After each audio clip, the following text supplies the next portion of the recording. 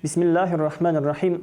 Alhamdulillahi Rabbil alamin. Wassalatu wassalamu ala rasulillahi Muhammadin wa ala alihi wa ashabihi ajma'in. Amma ba'd. Assalamu alaikum wa rahmatullahi wa barakatuh. Hurmatli jama'at, bizga жылқы малынан зекет беріле ме, және оның мөлшері, талап ережелері қандай деген сұрақ келіп түскен екен. Осы мәселеге кішкене тоқталып өтуді жөн көріп отырмыз. Имам Ағзам Абу Ханифаның көзқарасы бойынша қой, ешкі, сиыр, түйе секілді жылқы малынан да зекет беру міндет. Енді оның мөлшеріне келетін болсақ, жылқы малының нисабы бекітілмеген. Ханафи мазхабы кітаптарында ғалымдарымыз әртүрлі пікір білдірген, яғни 5 жылқыға толған кезде зекет беру міндет болады деген ғалымдар бар. Кейбір ғалымдар 3 жылқы, кейбіреулер 2, тіпті кейбір кісілер 1 жылқы болса да одан зекет беру міндет деген пікір айтқан екен. Енді қандай мөлшерде зекет береміз дейтін болсақ, Ханафи мазхабының фиқх кітаптарында мынау асыл тұқымды араб жылқыларынан әрбір жылқыға 1 динар, яғни 4-25 грамм алтынның құнын зекет ретінде беру керек десе, жалпы оның тұсындағы қарапайым жылқыларға 40-тан 1 жалпы құны есептеліп, сол құнның 40-тан 1 зекет ретінде берілу керектігін айтқан.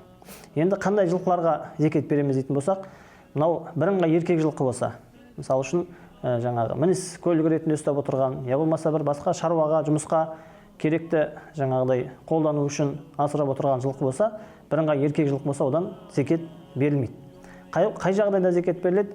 Кемінде жаңағыдай бір ұрғашы бір еркек болса, яғни мақсат оны көбейту, өсіру, бағу мақсатында жаңағыдай асырап отырған, жылдың көпшілік уақытында жайылымда жүрген ұрғаш еркегі аралас жылқыдан зекет беріледі. Бірыңғай еркек мініс көліктеріне одан зекет берілмейді. Енді зекет беру үшін ол жылқылар адамның иелігінде кемінде 1 жыл болу керек. Пайғамбарымыз саллаллаху алейхи вассалам зекет адамның қажетінен тыс дүниеден беріледі десе, басқа бір хадисінде адамның мүлкіндегі, иелігіндегі дүние, жаңағыдай қандай да бір дүние мүлік, оған 1 жыл толмайынша одан зекет берілмейді деп айтқан екен. Сондықтан ол жылқыдан зекет бере алуымыз үшін, беру міндет болу үшін, ол біздің иелігімізде кемінде 1 жыл болуы керек. Сондай-ақ пайғамбарымыз саллаллаху алейхи вассалам өзінің хадисінде жер жырту үшін, басқа да жұмыстарға пайдаланылған малдарға зекет берілмейтіндігін айтқан, жылқы да соның қатарына кіреді. Сондықтан жылқы егер мініс көлігі болса, жаңағыдай басқа бір шаруаға қолданылған болса, одан да зекет берілмейді екен.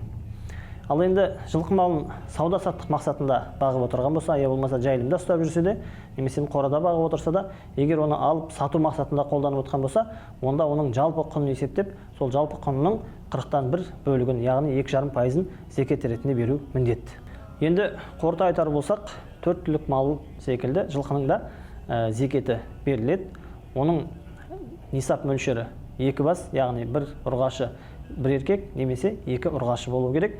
Сондай болған жағдайда оның жалпы құнының 2,5%-ын зекет ретінде беру міндет болады. Жылқы малы жаңағыдай жайылымда жүрген, бағып көбейту мақсатында асырап отырылған болу керек. Ал егер мініске, жұмысқа қолданылған жылқы болса, одан зекет берілмейді. Сауда-саттық мал ретінде бағылып отырған жылқының құны жаңағы басқа да сауда заттары секілді жалпы құны есептеліп, сол жалпы құны нисап мөлшеріне жеткен уақытта, нисап мөлшері дегеніміз бұл жерде басқаша есептеледі. Сауда-саттық мақсатында болса, оның құны басқаша есептеледі. Яғни нисап мөлшері бұл кезде 85 грамм алтын болады. Жай уақытта жаңағыдай асырап бағу мақсатында 2 жылқыдан зекет беру міндетті болса, сауда-саттық мақсатында болған жағдайда 85 грамм алтынға жалпы құны толған уақытта соның 2,5%, яғни 40-тан 1 зекет ретінде берілу керек. Жалпы жылқы малының зекетіне қатысты қысқаша ақпараттар осындай. Алла тағала баршамыздың дүние мүлкімізге береке берсін.